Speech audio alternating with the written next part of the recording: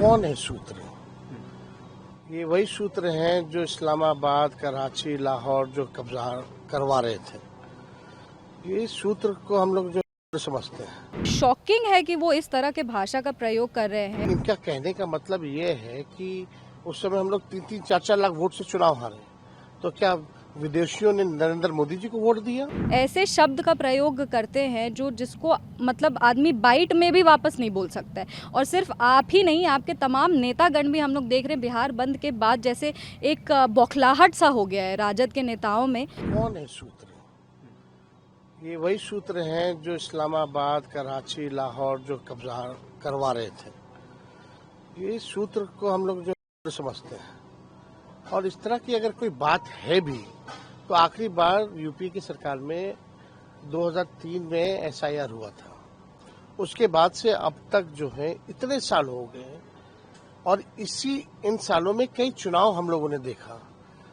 नरेंद्र मोदी जी का 14 का भी चुनाव देखा, 19 का भी देखा और 24 का भी देखा। यानी इनका कहने का मतलब ये है कि उस समय हम लोग 3-3, 4-4 लाख वोट से चुनाव हारे, तो क्या विदेशियों ने नरेंद्र मोदी जी को वोट दिया?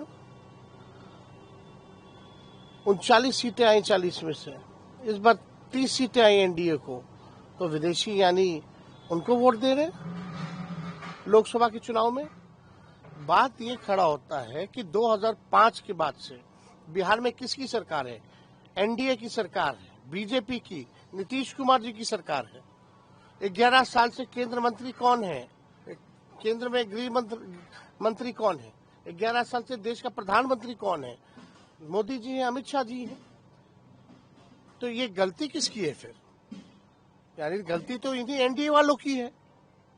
अगर किसी को अगर मिला भी है नागरिकता या वोटर लिस्ट में अगर नाम भी अगर जुड़ा है तो ये इनकी सरकार रिस्पॉन्सिबल है, नीतीश कुमार और मोदी जी रिस्पॉन्सिबल है, क्योंकि 20 साल से बिहार में सरकार इनकी है, 11 साल से केंद्र में इनकी सरकार है। और ये जितने चुनाव जीत करके ये लोग गए, सरकार बनाए, तो यानी सब फर्जी है। यानी ये कहना क्या चाह रहे हैं?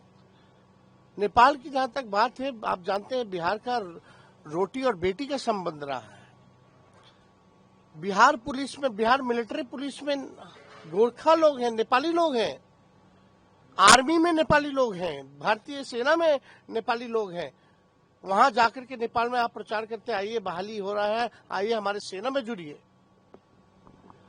ये देखिए, असल में सुप्रीम कोर्ट ने जब से मामले को संज्ञान में लिया है और जब से इलेक्शन कमीशन को सलाह दी है, तब से इनके हाथ पैर फूले हुए हैं। क्यों नहीं मिस्टर ज्ञानेश कुमार जो है आगे आकर के सारी बातों को रखते हैं? अभी कहेंगे कि फलना, अभी ग्राउंड बनाने की बात की जा रही है, फिर बोलेंगे इनके पास कुछ कहने के लिए है नहीं सुप्रीम कोर्ट में कि फर्जी वोटर्स है, फर्जी वोटर्स है। शॉकिंग है कि वो इस तरह के भाषा का प्रयोग कर रहे हैं। हमेशा जो आप राजनीति में जब आ जाते हैं तो इतना तो हमसे ज़्यादा लंबे समय से है, तो इतनी तो जानकारी उनको होनी ही चाहिए कि राजनीति में किस भाषा का उपयोग करना चाहिए। और जो भी हमारे तमाम बड़े बुजुर्ग हैं या हमसे उम्र में बड़े हैं या हमारे युवा साथी हैं, वो सारा हम लोग का बात सुनते हैं। हम लोग जनप्रतिनिधि हैं, हम लोग बिहार को रिप्रेजेंट करते हैं, हम लोग बिहार के बारे में बात करते हैं, बिहार के बच्चे हैं।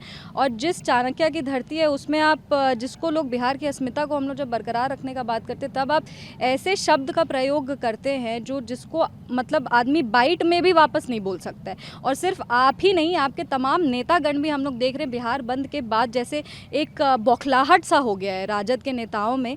जिस तरह से उन्होंने अपने कार्यकर्ता को, वो पप्पू यादव जी हों, वो कन्हैया कुमार जी हों, जिस तरह से उनको ट्रीट किया गया है, इंडी गठबंधन के जितने भी कार्यकर्ता हैं, जिस तरह से विधायक के सामने अपशब्द का प्रयोग किया जा रहा है मंच पर से, जिस तरह से आज तेजस्वी यादव जी ने खुद कहा है, अरे बहुत मर्यादा के तहत आप बहुत सारे ऐसे शब्द हैं हिंदी भाषा में जिसको आप यूज़ कर सकते हैं, कड़ी आलोचना कर सकते हैं, आप उसके खिलाफ आप आवाज़ उठा सकते हैं।